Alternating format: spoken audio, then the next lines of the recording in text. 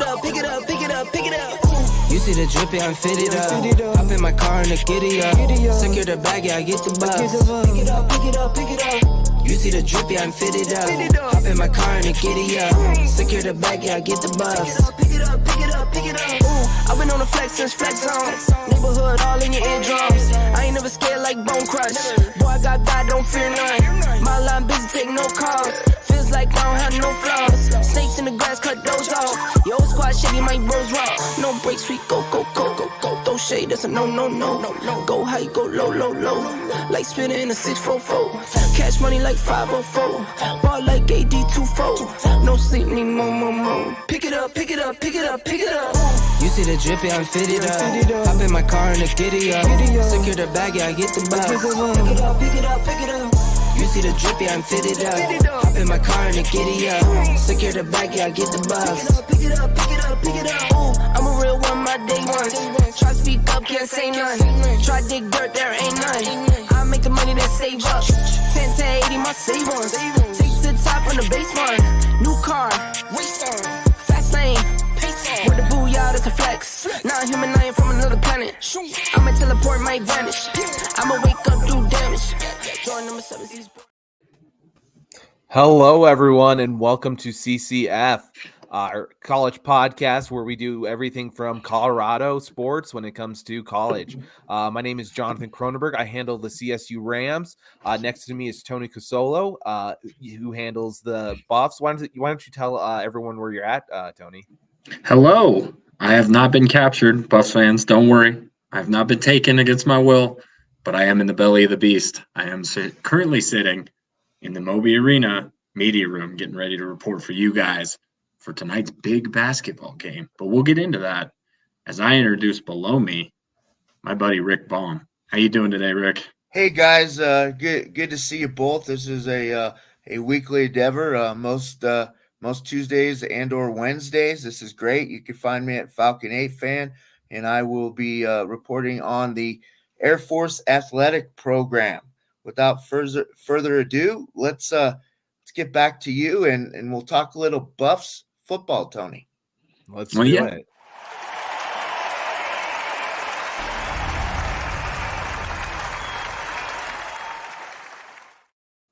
I had to show Ralphie first.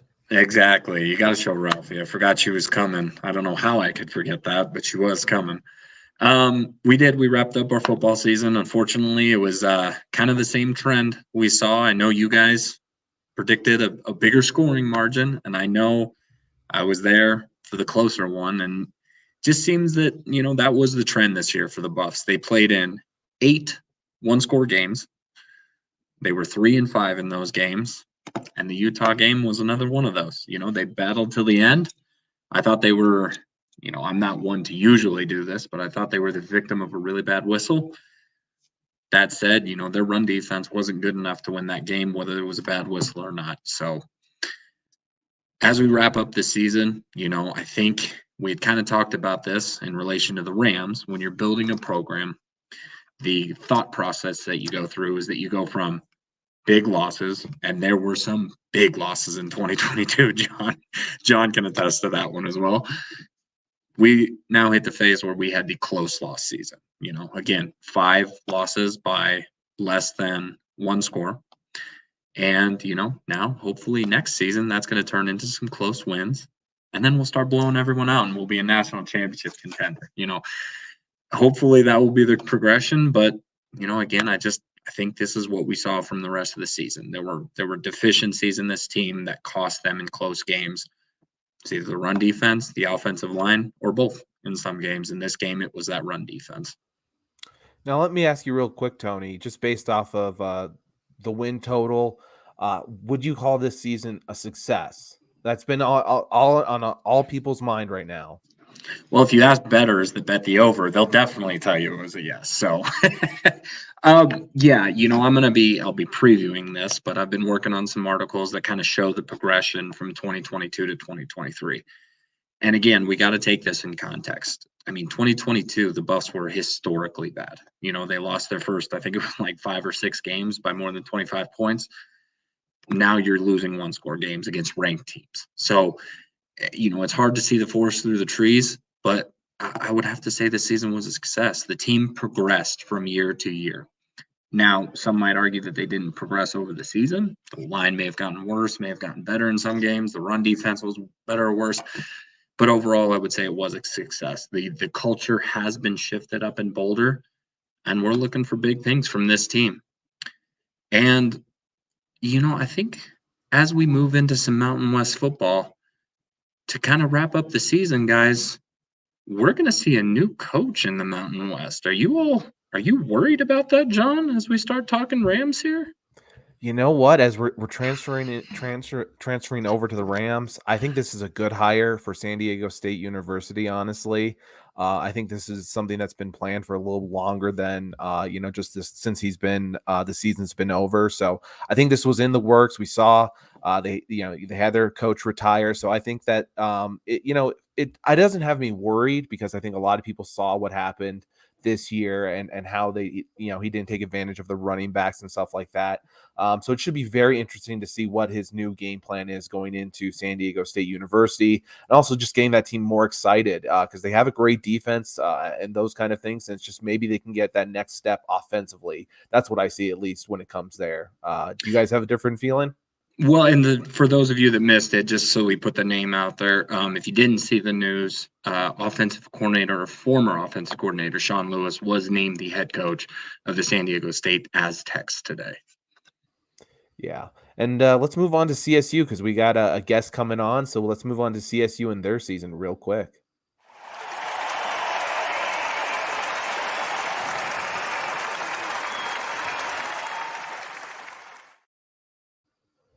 CSU for me had a good season. I wanted them to get into the into a bowl game. I think they had a chance to do it. For me, they were very successful in a lot of different things, though, compared to where they start the year. So that's one thing I'm very, very happy with. There was progression from this team from the beginning of the year to the end of the year, and you saw them get a lot better. With the offensive line was a big key thing. Before they weren't getting a lot of holes, weren't getting anything open. Then you all of a sudden Justin Marshall comes in, and you have this kind of power zap of whatever you want to call it, electricity, thunder, whatever you want to call it, because Justin Marshall in this game got 94 yards, which is just huge compared to what they were doing earlier in the year. But he ended up getting 311 yards, a few touchdowns, and that was big in those last games. But overall, it was very disappointing for CSU not to get into a bowl game. I think a lot of fans expected it. However, I still think that considering the teams they played and, with the young kids they had, it just wasn't going to happen immediately. They needed some time to grow and develop, and that was the key thing for me when I look at this season. Man, I'll tell you, John, that Hawaii loss, and as you guys know, I'm very familiar with making the trip to the Big Island and losing. It was brutal because the Rams came back and scored a touchdown in the waning minutes. 1 minute left. You just have to hold on for 1 minute. They had to do, and man, they could not do it. Hawaii gets their kicker in a nice position to make a field goal with 0 seconds left on the clock. There was no way they could come back from it. It was just devastating. Hawaii seems to want to get our teams, in Colorado. They have our number for some reason. It's crazy because he was.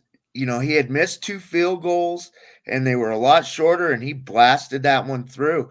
So unlike me and Tony, I've noticed that you're not getting a wave of decommitments. Can you talk about, what it looks like going forward on some of the recruitment side of it? Yeah, they have a lot of good recruits coming in here. Some that were fighting with CU, like Justin Ross was one of them, a receiver. They have Corey. I forget his last name right now. Sorry, it slipped my mind. But they have a lot of wide receivers coming in case Torrey Horton decides to enter the draft. He still has 1 year of eligibility, actually, so he has that option. He's going to have the NFL evaluate him a little bit there before he does that. And then they're having their class. They have a 4-star quarterback in Darius Curry. And the reason is Chad Savage is a master when it comes to recruiting, honestly. That's some person that you have to keep an eye on that some team could want to grab away from CSU just because he is so he is able to reach out to these kids, connect with them, and get them to recruit and believe in the system. Same with Bill Best. When it came to getting offensive linemen, he felt like he needed a different kind of set of linemen, big guys, taller guys that could handle it. Didn't want to go to the portal, so he got all the offensive linemen he could, so he can develop them year after year after year. Kind of as we've been talking about in the past, 5 as 1. Well, they're really going to be 5 as 1 as they go to school together, all those different things. So very excited about the recruitment. They're not going to have to rely on the transfer portal as much as CU is going to have to, let's say. So that's really exciting for the future as well.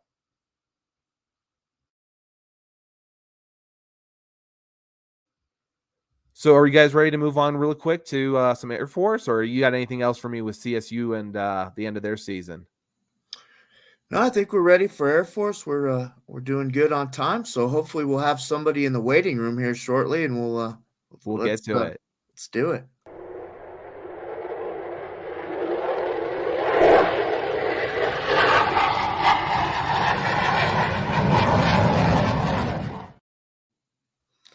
All right, so keeping in theme, the Air Force Falcons played their last regular season game on Black Friday.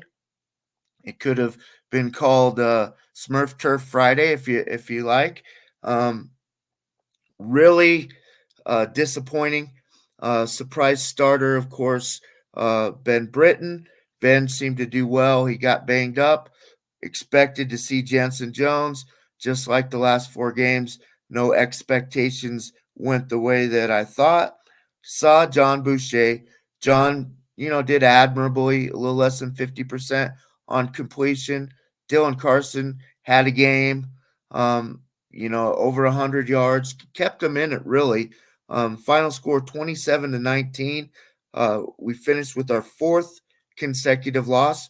So that's kind of where the season ends. And of course, we're waiting our bowl possibilities.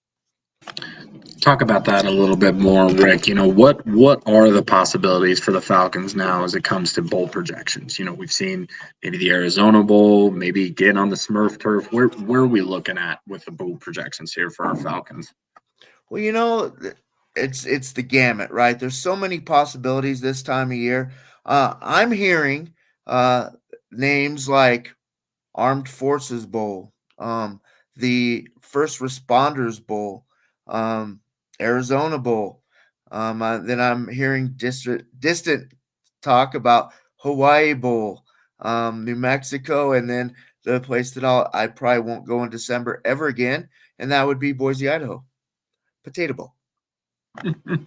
Any preference as far as you're concerned? Obviously, you talk about not wanting to go up to Boise in December, but where would be the best place for this team to land, in your opinion? In my opinion, I think the Arizona Bowl against a MAC competition might be right for a team on a 4-game losing streak. First Responder Bowl, Armed Forces Bowl will probably be against a Power 5 that's 6-6, and it might be a little too much for the injured state of our Air Force Falcons. All right, well, perfect. Just kind of looking at the way the game laid out, one could argue that we kind of saw the future of the Falcons with Boucher and kind of, Dylan leading the charge there. Would you say that's what we saw on Saturday? Did we see the future of the Falcons in this offensive attack for next season? Man, I'll tell you, we saw it on both sides of the ball. So we saw a sophomore Dylan Carson. We saw a sophomore John Boucher. We saw sophomore Levi Brown on the other side of the defense. This is going to be the transition year, right? So we definitely saw what the future looks like, and it looks pretty bright. We also have a sprinkling of juniors, Matt DePore being one of them, Peyton Zadroik. But that offensive line as a whole will turn over. And that's always tough when you get a offensive line and an offensive attack that relies on that running game so much. So that's tough to hear. Will it be 5 new starters for the offensive line even? Will it be that kind of change? So it's going to be 5. That is so difficult. Look, it takes time to get on that same wavelength, that thing where you just kind of connect with your player next to you, and that's going to be hard for them. Yeah, tight end included, tailback, all that stuff. It's gonna be really interesting, and we'll get through it. John, do we got anybody in the waiting room yet? We do not have anyone in the waiting room Okay, quite yet. we will proceed. I'm gonna see if Coach is busy, and I'll be right back with you. Perfect. So, Tony, let's just talk about a little bit about players leaving CU. In that sense, we've seen a lot leave because, hey, Sean Lewis is now San Diego State University. We saw Danny O'Neill leave. So just tell us a little bit about what's going on with CU in there. Yeah, I mean, so we've already seen two players announce their intentions to go into the transfer portal. First is one that's not as surprising. The name most Buff fans will know from his family lineage of playing at the team, but Caleb Fourier has announced his intentions to go into the transfer portal. He was a guy that obviously most Buff fans would hear the name Fourier and be pretty excited about what they're getting. It just never really worked out with the team. I know he hasn't actually been with the team for a couple weeks now, and there's been maybe some Twitter stuff going on, but I really ignore that stuff. If it's in the best move for the kid to move on, then that's what you got to do. And I wish all the luck to Caleb in his future endeavors. The other one is a little more surprising because it's a guy that actually hung through the coaching transition, and that's Marvin Ham. Marvin Ham was one of those guys that's gotten a lot of kudos from different guys about and thank you, Richie. I appreciate that. It's looking very, very good today for November. I've taken off the hat a few times. The hair's getting long for November as well, but I just had to put these up real quick, and it's Richie. I always get it wrong. It's just the way Richie Richey. Is that it? Well, it's Canadian. It's Canadian. So I have a little trouble. We also got Clayton in the house. Hello, Clayton. Hope you are doing good to well. See you, buddy. Definitely great to see you, and I appreciate you asking people to smash that like button. Also saying here, let's go Denver Broncos for life, man. We're on a hot streak. Coaching. Absolutely love it. And I think that goes to points that we were talking about. Coaching and coaching matters for recruitment, and that's what why CU is losing some of these guys. They're going to have to go towards the portal. It sounds like. Yeah, absolutely. And just kind of speaking to that coaching aspect, Marvin Ham's a guy that, linebacker coach Andre Hart has come out and said, I did everything to try and get this kid to transfer. And he stuck through it, and he had a really good season. He was a starter for majority of the season until other guys took over. And again, I wish him all the luck in his future endeavors. I think we've seen again on Twitter, and we were kind of joking about it, just Twitter's not a real place, so don't put too much credence into that, guys. So, but, we've seen that people are freaking out. But this is just kind of the nature of the season now when it comes to college football. You get close to that transfer window in December and that early signing period, which I believe is December 20th this year. Correct. And you're going to see a lot of craziness happen. There's going to be people leaving. There's going to be people coming. It's free agency season in college football, and that's really the way you got to look at it now in today's game. Yeah, and one thing that was a little bit crazy for me is seeing what Cam Ward might kind of need in order to be picked up by a team, and it sounds like $1 million, honestly, which is just insane for that to think that, and some NFL players, doing big things, are not doing that. So let's get Rick back in here real quick. Well, and just kind of speaking to this point, I would love to hear Rick's thoughts on this because obviously, the Falcons don't get into this with the transfer portal as much. But, with that Cam Ward story, you hear coaches like Matt Rule saying you have to pay $1.5 million to $2 million for a Power 5 starting quarterback in the transfer portal. I mean, again, this just sounds like free agency of college football. What does that sound like to you, Rick? Boy, it does. And I'll tell you what, I don't miss that dilemma. But I don't know if you paid attention this week. We do have the ability for freshmen and sophomores to kind of do something different. We had that phenomenon happen on 3 occasions. So it is happening, but it's not to the degree you guys are seeing. I've seen some guys recently just left and right. It's almost been like the decommitment process. Yeah, exactly. No, it's been very interesting, and we'll get Richie. Just break it in. Coach, is that you? Yep, it's me. Oh, Sorry. That's okay. We got Coach Gobrecht on the phone. She was having a little browser issue. So Okay. You know, I'm too old for this stuff, you know. But I'm actually on my Mac, and it didn't. I had the wrong browser for that link, so hopefully we can just do it this way, the good old-fashioned way. Oh, absolutely. Yeah, no, you're sounding Nice clear, and Coach. crisp. You sound good. Hey, Awesome. Coach, let me have the guys introduce themselves. We'll start with Jonathan Cronenberg. He covers the Colorado State program. Yeah, hi. Like Rick says, my name is John Cronenberg. I cover CSU for us, but I really am all about all the schools in Colorado. They all have a different meaning and specialness to me. So I'll also introduce next Tony Casolo. Hey, Coach. Nice to meet you. Tony Casolo. I cover the Colorado Buffaloes, and you'll be seeing me face to face. So I'm actually bringing the family to Colorado Springs for this Saturday's game. So can't wait to see you guys. Well, it sounds like a great team, Rick. I think that's so cool that you guys are, you know, you combine your knowledge and outreach and everything to service the people in the state of Colorado. I think that's awesome. Well, we appreciate you, Coach. You know, we've had the privilege of a lot of Air Force guests this year, and we've had some from the other programs. And speaking of great teams and great careers, mind you, could you talk a little bit about this journey that you're on? You're in your 36th year. It's amazing doing research on you. I'm just in awe. Thank you so much for joining us. It's an honor. I just, you know, I care about anybody that cares about my team. I care about them. Well, you know I do, Coach. Yep, you bet. Well, it's been just a lot of fun having the coaching journey that I've had.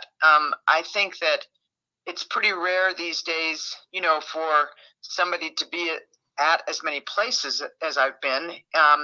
People tend to get a good thing and stick with it, and I've certainly had some good things going every place I've been. You know, by the time we reached the end, it was a really good thing, but it just seemed time to go do something else. And I think I've always had a heart for building programs, and so I've enjoyed that very much when I've been able to do it at Cal State Fullerton and USC and Yale and now Air Force. But I just decided a long time ago that it wasn't ever going to be about, you know, my win-loss record. And there was a lot of success at Washington. It was easy to say, gosh, this is great. I'll just, you know, stay here the rest of my life. But my husband and I reached a point where, you know, we had 2 children that we felt like, hey, let's go do something different. We've done this. It's fantastic. I just couldn't have had a happier experience and a better professional experience than I had, but we wanted to go do something different. And so that sort of started the next adventure. And then, you know, one just followed the other. But I do think that the only reason I've been able to coach this long is because I sort of took a hard left turn, if you want to call it that, at one point in my career and decided to go to the Ivy League. And then just because I just felt like things were getting a little out of whack and at the Division I level, and it's only gotten more out of whack if you ask me.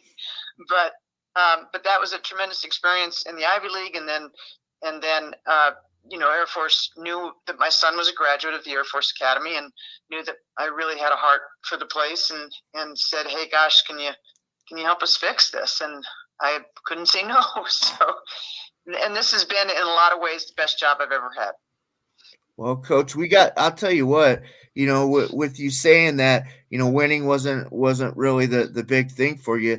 Yet in 1,232 games, you have a winning record. You are the winningest coach in 3 of the programs that we've talked about, including our Air Force Falcons. And we're absolutely blessed to have you, Coach. And we got a question or two from my buddies.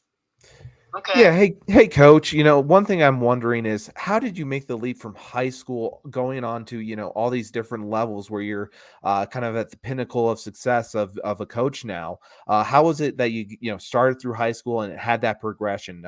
Because a lot of people try it and it's very hard. So can you explain a little bit about that?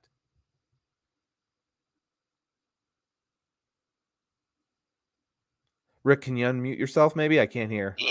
Good timing. Right place, right time. Much of anybody's career is timing, and a long time ago, you could be. I was a Division I coach when I was 24. That would just not happen today. But back in that era, when it was first becoming a big deal, for women to play athletics and have it be serious and care about winning and supporting it and putting finances behind it and all that, there just weren't that many women coaches, and there weren't that many people that were interested in women's basketball. And then as it became more and more high profile and it became more lucrative financially to coach women's basketball, well then everybody wanted to do it. The women wanted to do it, the men wanted to do it, everybody wanted to do it. And so, but back in those days, it just so happened that I came back from shortly after I got married. I joined the Peace Corps. We were in the Peace Corps, and so we came back. And while I was in the Peace Corps, I actually coached a softball team at the girls' school where I was teaching. And my husband just said, hey, I think this is what you ought to be doing. And I said, okay, fine. So I happened to stumble on a high school team that was pretty good. And I just inherited a good high school team, and they did really well. And then I was able to coach at a junior college team that turned out being pretty good when I got there, And so it was just really fortunate, and that the pieces all fit together. And so while I was coaching in high school, I was also working in the sports information office as an intern at Cal State Fullerton. And so all those people got to know me. And so after I had coached a little bit, and had some success, they really wanted to hire a woman, and there I was. So that was sort of the beginning, and that's where I cut my coaching teeth. I mean, I was kind of clueless and just tried to figure it all out. And we were competing at a really high level then. We were competing in the conference that had USC and UCLA and San Diego State and Stanford and Cal, and it was at that time conferences were very regional. This was before the Pac-10, and then shortly after I got to Washington, then the Pac-10 was created. So that was it was just, I can only say, hey, I think God's hand was in all of it. I just don't know what else to say. Well, that's awesome to hear. I think we kind of speak for everyone, Coach, that, Rick kind of talked about the three programs that you're the career wins leader for.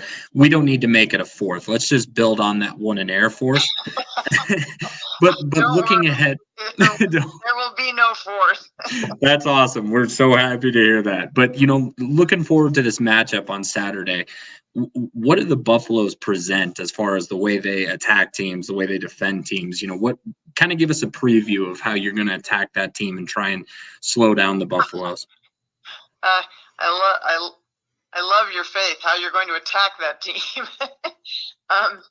Well, this is we've played them every year because, gosh, I'm so appreciative of JR's willingness to play us every year. And keep this sort of, it's certainly not, I wouldn't call it a rivalry because we haven't beaten them yet, but we've had some good games against them, and it's really a fun thing for our players to get to do, and I just appreciate that, she's willing to keep us on the schedule, really.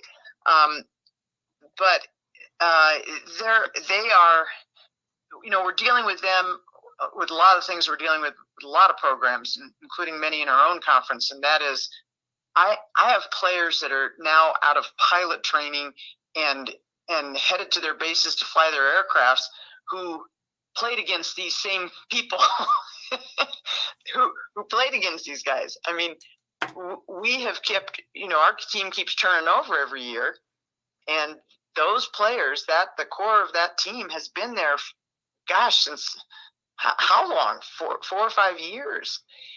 And so they're very experienced, and we know them pretty well, obviously, because, they have been there.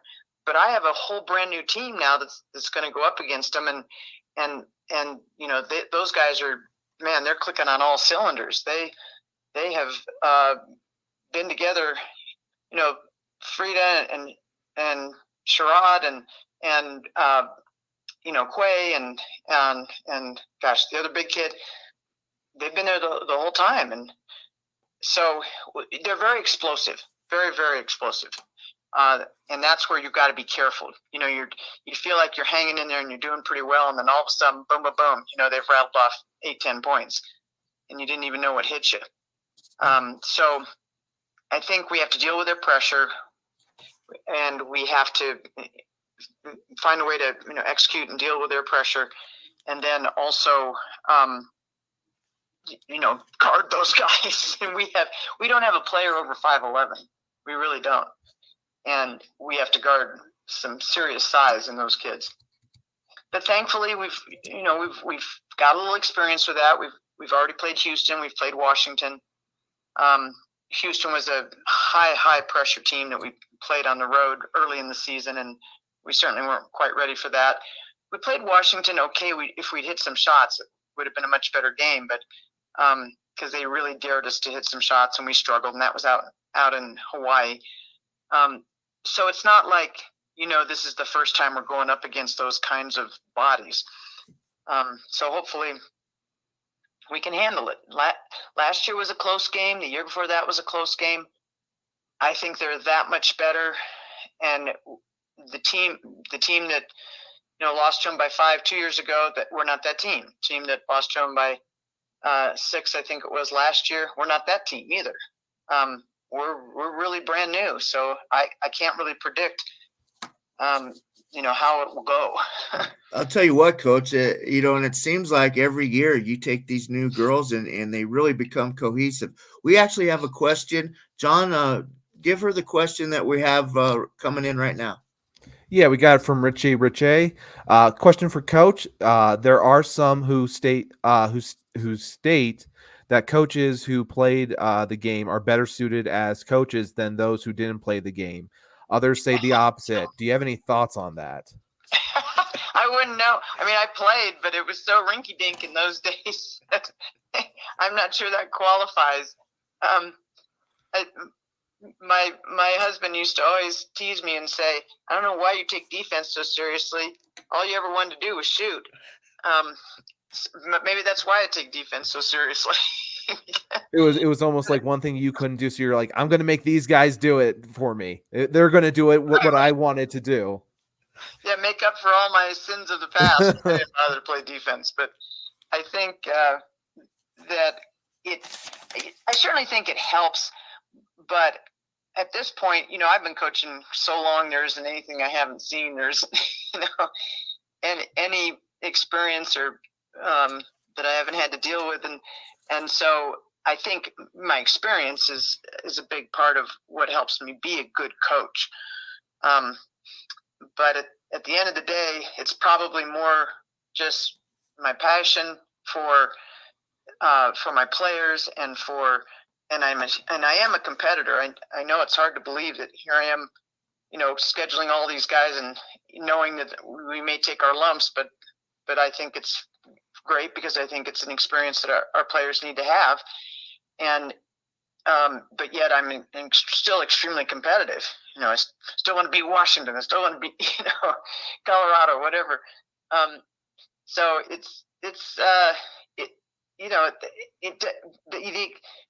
that passion and the fact that I do have a lot of experience. Those are probably the two best things that I have going for me. And I'm not sure being a player factors into that much.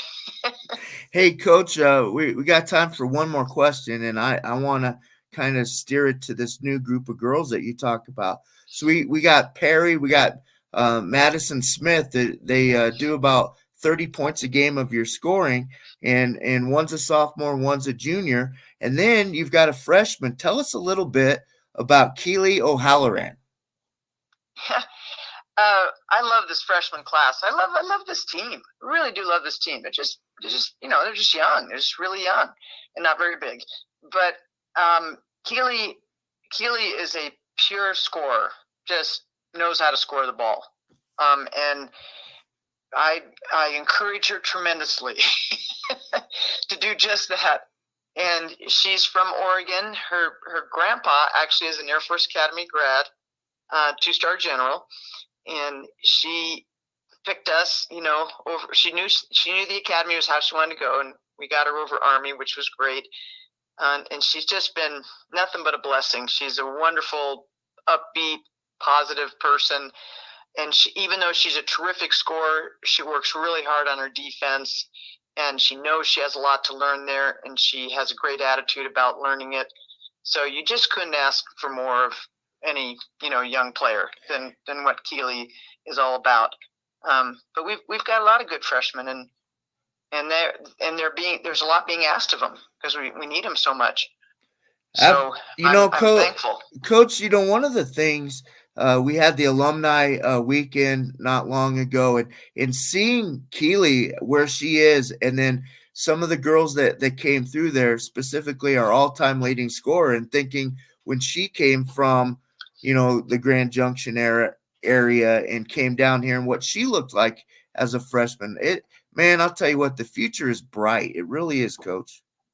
Oh, I think it's very bright. I think not only do we have probably the best overall freshman class we've ever had at Air Force, but we have some commitments from coming in 24 that are just dynamite.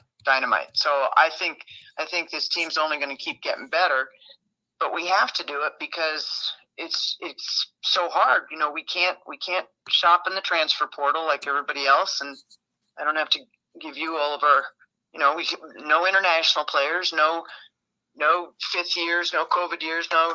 So we've got to have great freshmen, and that's how we do it.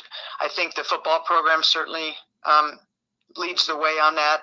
Take young players, develop them, help them get better, and then just watch them just blossom when they're juniors and seniors.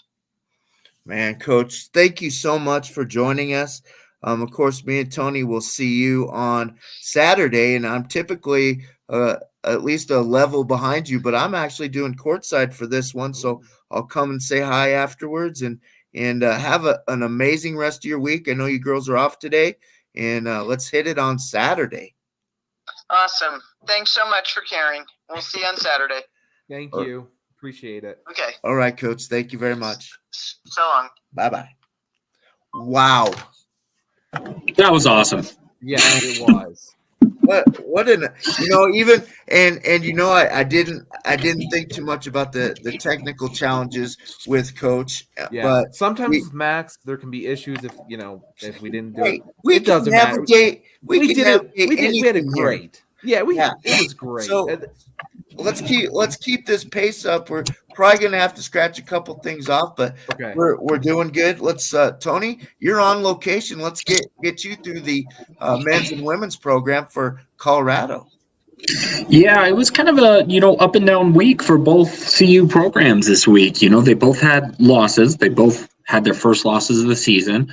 The CU women, lost in the final of the Paradise Jam to the kind of surprise NC State Wolfpack. They were picked to be a lower end ACC team, and they've already beaten 2 top 3 programs in the early part of this season. So, it was good to see CU bounce back against Boston University last night. They were able to get to the win. It was a very weird game in that they just couldn't pull away from the Terriers until they did. So it was, I wrote about it in my recap of the game, but with 2:27 remaining in the third quarter, BU had a 50-47 lead over the Buffs. And we were, oh man, is this going to be a bad upset?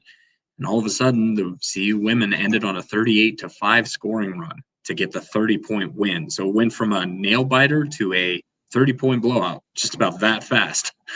Frida was hot yesterday. Holy Yes, cow. she was. And speaking of Frida, I am so happy you brought her up. She crossed the 1,000-point threshold. So, friend of the program, you get a round of applause from us. As far as the CU men go, we have possibly the biggest basketball game we've seen here in the state of Colorado in a long time when it comes to college sports. As I said, I'm on location to see the Buffaloes take on the Rams. The Rams are flying high, buddy. Man, they are playing some great basketball. The men have gotten back on the winning track after losing to Florida State. Again, lower ACC team pricked in the preseason. It's gotten off to a good start. They've come back to beat Iona to set up this big matchup tonight. And I can't wait to see it. It's going to be a fun one in Moby, John. What do you think about the Rams and where they're headed? You know, when it comes to the Rams and their basketball team, man, they are playing just very smart basketball. Isaiah Stevens is still rocking it when it comes to being a leader, giving the assist out. I think last week we saw him get his 1,000 points in his career. He's really done some great things, and this team runs through him. They've been very effective. Again, versus Creighton, for example, when they were ranked number 8, I believe, at the time. They had around a 50% field goal compared to being very stingy on defense, being on top of these guys, making the shots hard for Creighton. And they allowed a 27.9% field goal for Creighton. So they really have been playing strong offensively, very efficiently. And then just versus Creighton, again, being strong on these guys, not giving them the easy shot. So I really like what the men are doing. And it's just very phenomenal right now to see what they've been able to do. And you're right. Oh, I was going to say, your programs, your men's and women's basketball, have yet to endure a defeat, and looks like the women are just as good. Yeah, the women are doing a fabulous job when it comes to them. They're playing today against, obviously, versus Colorado, like we said. And when it comes to some of their players, McKenna Hofschild is basically their leader. They thought she was going to leave last year, and you know what? She ended up staying. That's been huge for the Colorado State Rams. She leads them in terms of assists. She basically dictates that team, and when she wants the team to move, they're going to move, and she's able to dish out a lot of assists. So I think they're very efficient when it comes to the Colorado State women's team as well. They're looking to make those plays and do it in a strategic manner. Yeah, I'll tell you, they're fun to watch. We're definitely going to have to do a crossover when we do the Air Force CSU home and away this year for sure. Yes, definitely. And besides that, it's going to be cool for the men's game though. It's going to be a green and white out. Is that correct, Tony? Is that correct? At the game? Yeah, that's what. I think it's the alternating sections. That should be pretty cool to see. It should be cool to see while you're watching a basketball game. It's just a small little touch, hoping to get CSU a little bit over the edge, get over with the Buffs. Okay. And just so you know, I was asking a couple of the guys working in here while we're on the podcast while I was muted. We got an official score prediction of 100-12 in favor of the Rams. So that one wasn't biased or anything, trust me, guys. But yeah, we have our first official score prediction. Guys, we have not done a basketball score prediction, or we can just pick winners and losers as far as I'm concerned. I'm going to pick the Buffs tonight. What do you think, John? I think the Buffs have it still. It's one of those things where I think we all know Nick Clifford, from that transfer from CU to CSU. They want that revenge game for him to be able to do that, but I just don't see it happening, honestly. I still see CU coming out on top. Tony? Do we have a spread on the game? Sorry, I was just trying to find that real quick, but it looks like CSU is a 3.5-point favorite right now with a 149.5 over under. This is going to be a fun one. It's going to be very close, but I'll go with my buddies. I'll go with the Buffs pulling it out. Excellent. Well, I know you got a lot of stuff going on. Thank you for joining us live. That's, man, what a treat that's been for me and John. And you take care, and we'll follow up with you and me this Saturday. Awesome. Nice. We'll see you guys later. Go Rams, go Falcons, go Buffs. There you go. I love it. Have a great week, guys. Take care. You, Tony.